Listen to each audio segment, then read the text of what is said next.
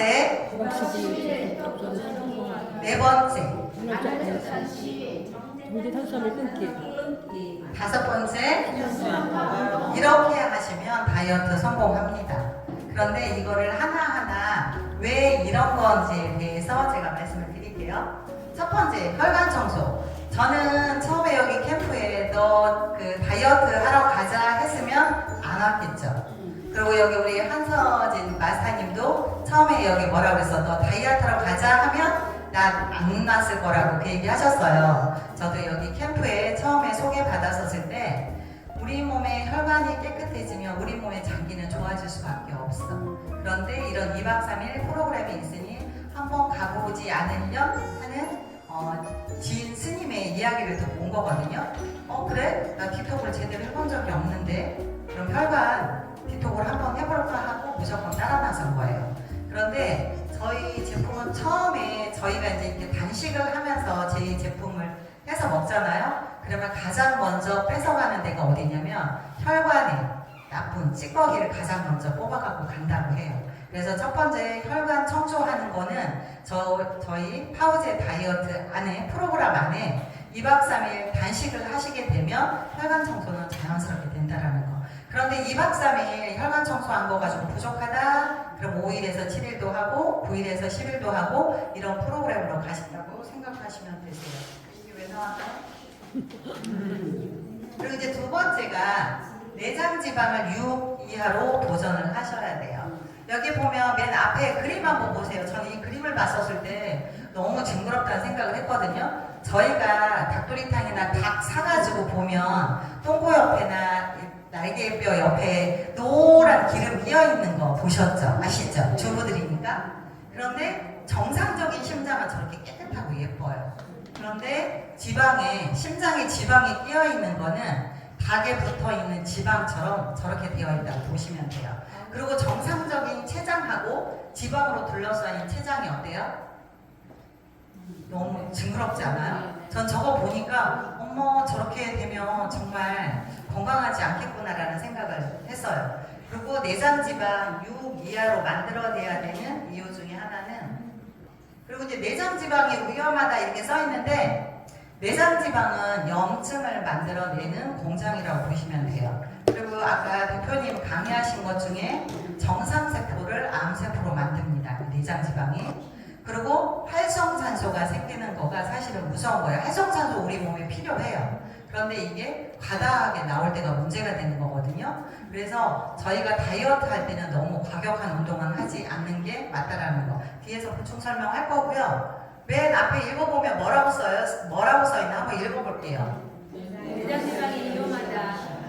내 몸속에 시한폭탄이 내장지방이라는 거. 저희가 이제 피하지방은 우리가 이제 손으로 잡혔을 때 만져지는 지방. 그런데 내장지방은 어떻게 돼요? 우리 몸 안에 장기 안에 붙어있는 보이지 않는 그 지방이 무서운 거가 내장지방이라고 보시면 되는데 저희가 이 내장지방의 수치를 검사를 하게 되면 조금 안 좋고 이렇게 이제 그 뭐라고 해야 되나 좀 고위험군에 계시는 분들이 다 9 이상이세요. 보통 12에서 15가 많거든요. 그런데 9 미만이 정상은 정상이에요. 9 미만으로. 그런데 9 미만은 언제 또 다시 살이 찔지 몰라요. 그래서 몇 가지 가시는 게 좋냐면 6 정도는 가셔야 되는데 저는 4까지 가라고 얘기를 하거든요. 무슨 얘기냐면 제가 지금 3.8 최고 떨어졌을 때 내장지방 43kg까지 빠졌었을 때 제 내장지방이 2까지밖에 안 났었어요.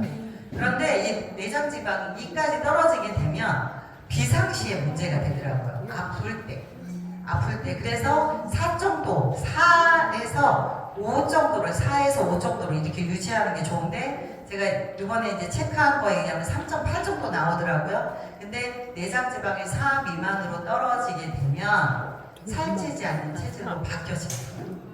그래서 저희가 이게 체질을 개선을 하는데 걸리는 시간이 보통 얼마 정도 걸린다고 그래요? 6개월에서 1년 정도가 걸린다고 그래요. 그런데 내장지방을 이렇게 4 정도를 만들어 놓게 되면 저 엄청 잘 먹거든요. 잘 먹는데도 불구하고 살이 찌지 않는 이런 예쁜 날씬한 몸매로 바꿔진다라는 거.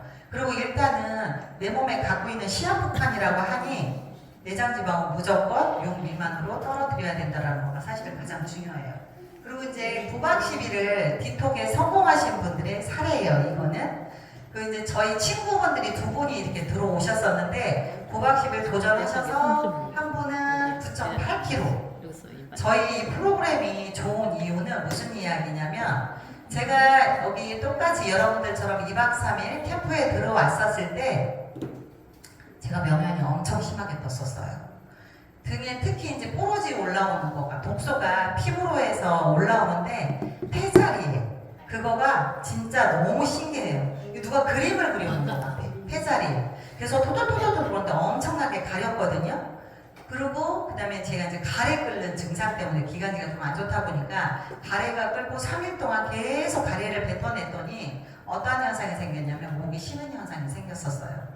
그런데 이 인바디 수치를 보고 우리 아들 사진을 다음엔 하나 넣어줘야 되겠다. 우리 아들이 취미로 보디빌딩을 해요. 그런데 우리 아들이 이 인바디 수치를 보고 격려를 해줬어요. 엄마 이런 인바디는 어디에서 나올 수가 없대요.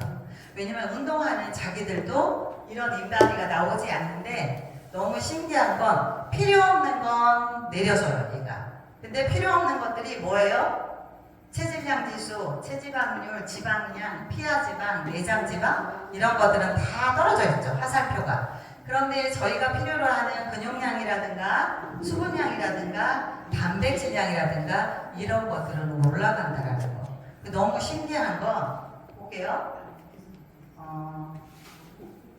이래서 밸런스를 맞춰주는 게 기가 막혀요. 그리고 이제 시간이 좀 이렇게 지나잖아요. 그러면 저희가 이제 살이 한꺼번에 막 15kg, 20kg씩 빼면 축축 늘어져야 되잖아요. 근데 저희가 사우나 가서 살을 많이 빼신 분들 보면 막 늘어져 있는가요? 늘어져 있지 않아요.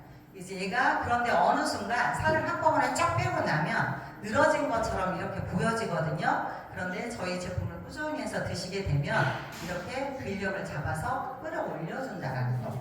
그게 너무너무 신기해요. 그래서 밸런스를 맞춰주는 최적의 프로그램이 저희 파우제 다이어트라는 거를 아시면 될 것 같아요.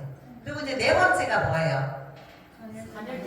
사실은 가장 중요한 거가 세 가지거든요. 세 가지인데 제가 이거는 건강하게 요요 없이 그래도 유지하는 프로그램이 다른 어떤 다이어트보다는 쉽기 때문에 제가 말씀을 드리는데 세상에 요요 없는 다이어트는 없어요. 요요 없는 다이어트라고 말하는 거는 사실은 거짓말이에요. 제가 생각할 때. 이 저희에서 나오는 파우제 다이어트도 마찬가지인데 유지 프로그램이 쉬운지 안 쉬운지 저희가 수많은 다이어트를 하지만 그 다이어트를 할 때 내가 평생 이런 방식으로 다이어트를 할 수 있는 건지를 생각을 하셔야 돼요. 저희는 어느 정도 지금처럼 이렇게 살이 빠지고 예뻐지고 나잖아요. 그러면 저는 지금 하루에 먹는 거가 한 3봉 정도밖에 안 먹어요. 실질적으로. 그런데 그렇게 먹으면 꾸준히 유지가 된다는 거. 이것처럼 쉬운 유지 프로그램은 저는 수많은 다이어트 허벌부터 시작해가지고 많이 했지만 얘처럼 쉬운 거가 없다라는 거. 그리고 또 한 가지 포인트를 얻자면 저희가 이 프로그램이 진짜 좋은 이유는 어떤 부분 때문에 좋다고 제가 말씀을 드리냐면 다른 다이어트 같은 경우에는 이렇게 양꼬리를 줄여주는 게 사실은 별로 없어요. 아까 약사님 강의하신 내용 중에 내가 이렇게 획기적이고 진짜 이거다라고 하는 다이어트는 약을 먹어서 하는 다이어트거든요. 한약 다이어트 저 해봤어요. 그래서 한의원에 가서 배에다가 침도 맞고 약도 먹고 했거든요. 근데 한약 다이어트가 가장 저렴한 비용으로 빠른 시간 내에 살을 뺄 수 있는 다이어트예요. 돈이 얼마 안 들어가거든요. 그런데 제가 한약 다이어트 하고 난 다음에 최고 정점을 찍었었던 게 69kg까지 찍어봤어요. 한약 먹고 요요가 배가 와요. 그러면 그 한약을 평생을 먹어야 되는데 약은 독이라고 아까 얘기하셨어요. 그리고 약은 약의 부작용을 낳기 때문에 약을 계속 하나하나 이렇게 늘리다 보면 저희가 기본적으로 병원에서 약을 처방을 받을 때 거기 꼭 들어가는 약이 하나 있습니다. 뭔 줄 아세요? 소화제.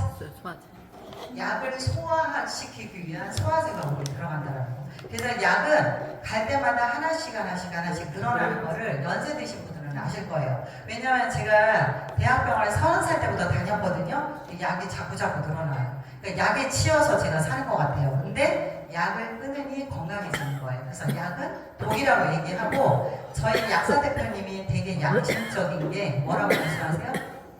약은 독이라고 얘기하시잖아요. 그런 것처럼. 그런데 저희 이거가 간헐적 단식은 왜 좋으냐면 양 꼬리를 줄여주는 일을 2박 3일 캠프를 통해서 해요. 그런데 2박 3일 캠프를 계속 반복해서 자꾸 오시고 배운 대로 하시게 되면 양꼬리가 줄까요, 안 줄까요? 당연히 줄어요. 제가 다이어트하고 관련된 거를 수많은 다이어트를 해봤는데 살이 잘 안 빠지는 거예요. 그래서 다이어트를 어떻게 하면 성공하는지 다 찾아봤어요. 다 찾았더니 첫 번째가 요약한 거가 양 꼬리를 줄여라예요. 배꼬리는 내가 평소에 먹는 밥 양이 한 그릇 두 그릇이야. 그런데 이거를 어느 날 갑자기 줄일 수가 있나요? 줄이지 못해요. 그런데 저희 프로그램은 그거를 줄여주는 역할을 한다라는 거. 그러다 보니 뭐가 돼요? 간헐적 단식에서 간헐적 식사가 되는 거예요. 저는 하루에 몇 끼 먹어요? 전 2끼밖에 먹지 않아요. 그리고 조금 더 이제 그 발전하는 사람들은 하루 한 끼를 식사를 하거든요. 근데 저는 아직 한 끼 식사는 안 하고 2끼 식사를 하는데 저희가 간헐적 식단 16대 8, 5대2 많이 들어보셨죠? 16대 8은 16시간 공복하고 8시간 드시는 거를 얘기를 하는 거고요. 보편적인 5대2는 5일은 먹고 이틀은 쉬는 거예요. 그런데 저희가 금요일, 토요일 2박 3일이긴 하지만 실질적으로 이틀을 채 못하고 가시는 거거든요. 그렇죠? 그렇기 때문에 여기 캠프 안에 들어오게 되면 간헐적 단식 5대2가 자연스럽게 되다 보니 여기만 들어오셔도 성공하실 수 있다는 것을 말씀을 드려요. 그래서 저는 저녁 때 7시 이후에 식사를 보통은 안 하려고 노력을 많이 하는데 그래도 잘 안 돼. 그리고 이제 내장을 갖고 있다 보니까 늦은 시간에 식사할 때가 있거든요. 그래서 보통 저희 한 끼 식사는 몇 시부터 몇 시 사이에 하냐면 11시에서 1시 사이에 식사를 합니다. 그러다 보니 간헐적 식사가 자연스럽게 됐죠. 그러니까 유지가 될까요, 안 될까요?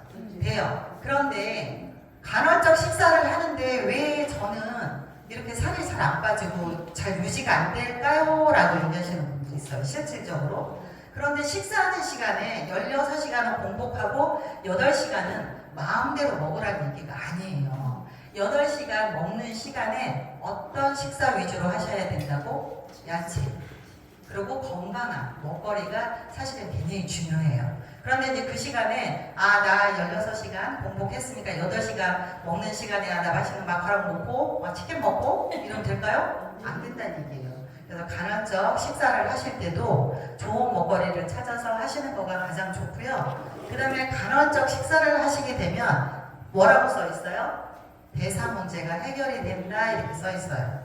그래서 저희가 단식을 하게 되면 여기 캠프 안에서 당뇨가 치료됐어요, 그 다음에 고지혈증 수치가 막 완전히 떨어졌어요, 간이 좋아졌어요, 이런 얘기들은 대사질환이 해결이 되기 때문에 그래요. 그리고 저희가 인바디를 체크했었을 때 BMI 수치에 집중을 하셔야 돼요. 무슨 얘기냐면 BMI 수치가 높다라는 얘기는 대사성 질환에 내가 노출되기 시작했다라는 신호와 똑같은 거예요. 그래서 BMI 수치가 높으신 분들은 고혈압 약을 먹거나 고지혈증 약을 먹거나 당뇨약을 먹거나 그렇거든요.